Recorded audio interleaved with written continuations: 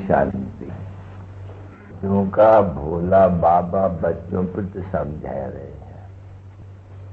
इसको कहे जाते हैं शिव भोला बाबा, शिव बाबा कहा जाते हैं हमेशा।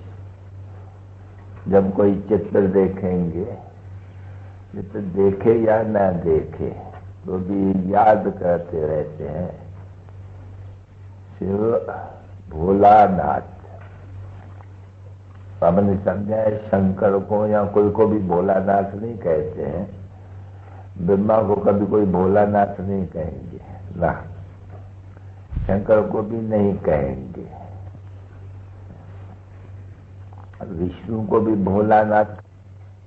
अभी तुम बच्चों को जब याद करते हो, कहने की भी दरकार नहीं कि शिव भोला बाबा, बस भोला बाबा कहने से तुम्हारा मुख मीठा हो जाते हैं, क्योंकि जानते हो कि भोला बाबा शिव अभी हम बच्चों को पढ़ाए और सुर का मालिक बनाए। तो बाबा अक्षर जब आते हैं बच्चे तो जरूर बाबा कहने से प्रॉपर्टी मिल्कियत याद जरूर पड़ती है। किनको? बाबा कहने वाले बच्चों को। शिव बाबा जब कहेंगे तो देखो वो जो भी मनुष्य मात्र है उनको कोई भी वो खुशी नशा या प्रॉपर्टी वगैरह का कुछ भी पता नहीं है सारे भारत में। तुम बच्चे जब यहाँ बैठे हो तो जानते हो बराबर वही शिव बाबा। फिर वो है भी मनुष्य सृष्टि का बीज है। तो बीज जब होते हैं कोई झाड़ का, एक ही झाड़ का एक बीज होते हैं, तो बराबर ये कहते भी हैं कहाँ ये मनुष्य सृष्टि का एक ही बीज है, जिससे फिर ये मनुष्य सृष्टि रची जाती है। तो जरूर जब बीज है बाप, तो बाप हो गया ना बच्चे, तो बाकी हो जाते हैं बच्चे। अभी तुम बच्चे जानते हो कि बाप एक ही होता है, कोई 10 तो नहीं होगा, नहीं सबका, भगतों का भगवान बाप। क्योंकि याद करते हैं किसको? भगत है, याद करते हैं भगवान को।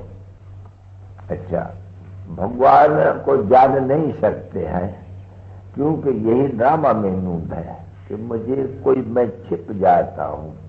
बच्चों को दे करके बाप ने समझाया, बच्चों को सदा सुखी बनाए कर करके, किसे?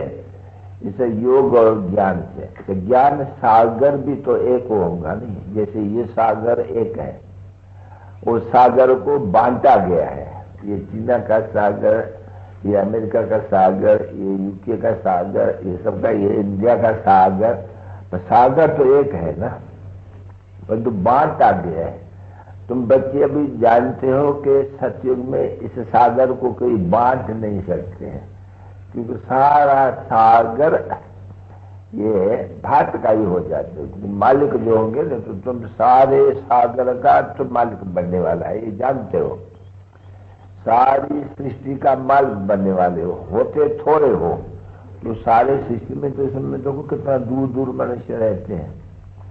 तो ये भी तो समझना है कि दूर दूर सतयुग में इतने सभी मनुष्य, इतने सब खंड होते ही नहीं है। तो एक बाप का, फिर सतयुग में एक ही राजधानी। देखो इसको कहा जाते हैं भारत सतयुग में वर्ल्ड ऑलमाइटी अथॉरिटी, एक राज्य। तो इसका राज्य भाई भारत में देवी देवताओं का राज्य, भगवती भगवान का राज्य भी कहते हैं बच्चे। ये जो विलायत वाले अमेरिकन यूरोपियन होते हैं ना बच्चे, वो कहते हैं गॉड, कभी लॉर्ड कह देते हैं, कृष्ण कभी गॉड कह देते हैं। God Sita, goddess Sita, God Ram, ऐसे ऐसे कहते हैं। परंतु उनको बेचारे को मालूम नहीं होता है कि गॉड और गॉडेस कभी राज करते थे, उनको राज कैसे मिले, उनको कोई भी नहीं जानते ना। तो ये जो सागर है, ज्ञान का सागर, और कहते भी उनको ज्ञान का सागर। ज्ञान का सागर माना ज्ञान से सदगति होती है, तो ये सागर सबकी सदगति कर देते हैं। तो इनकी महिमा भी तो है, परंतु कुछ नहीं। अभी बच्चे जानते हैं कि हमारे सामने ज्ञान का सागर बैठा हुआ है, उनसे ये ज्ञान की गंगाएं निकल कर करके और बरोबर सारे विश्व को सदगति देती है। तुम क्या कहते हैं ये? अभी बरसात भी तो नहीं है, नहीं, ये नाम बहुत पड़ गए हैं, ज्ञान अमृत। अभी अमृत कहने से, देखो ज्ञान अमृत कहने से ये मनुष्य मात्र जो पुजारी होते हैं नहीं, वो बैठ करके चरण धो कर करके वो अमृत बना के रख देते, जो आते हैं अमृत लो अमृत लो अमृत लो। अब इसको अमृत नहीं कहा जाते हैं। देखो कोई दवाइयां भी निकलती है, उनका भी नाम रख देते हैं अमृत। भाई इस अमृत से ये लाहौर में एक ने निकाली थी, सभी दुख दूर होते हैं, सभी दवाएं नष्ट होती है। बंधु उस भी बात नहीं है। अभी तुम बच्चे जानते हो कि बाप बैठ कर करके योग से खिलाते हैं। अभी योग हुआ नहीं, योग को अमृत नहीं कहेंगे ना बच्चे। योगा अग्नि से तुम बच्चों की सभी बीमारी एक ही जन्म के दूर हो जाएगी। इस जन्म की नहीं, इस जन्म में तो तुम भोगते रहते हो, ये भोगनी है अंत तक। योग और ज्ञान अमृत वमृत की बात नहीं उठती है। बाप आकर के समझाते हैं, बच्चे योग लगाओ, तुम्हारी ये सब जो बीमारी नष्ट हो जाएंगी। परंतु साथ साथ कहते हैं फिर तुमको कभी बीमारी न होगी। क्यों? कारण क्यों?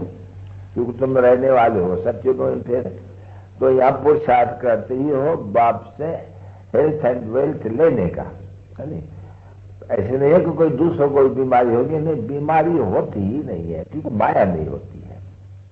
इसलिए वो भी समझा देते हैं कि देखो मैं तुमको ऐसे कर्म सिखला तो ही तो बता देता हूँ कि सत्युग में ये माया ही नहीं होती है, इसलिए कोई बीमारी नहीं। अब ये तो कोई नहीं जानते ना कि बची ये बीमार या रोग या रोना पीटना कभी भी सत्युग में हो नहीं सकते हैं।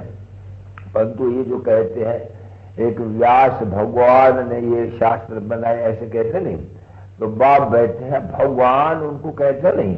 इसलिए ऐसे ही समझो जो अपन को भगवान मानते या कहते वो मूर्ख है। व्यास जी ने क्या किया है भक्ति मार्ग के लिए, अभी क्या किया है कोई ऐसे नहीं कहेंगे कि कोई बैठ करके लिखते हैं, नहीं, ये ड्रामा में गूंज है।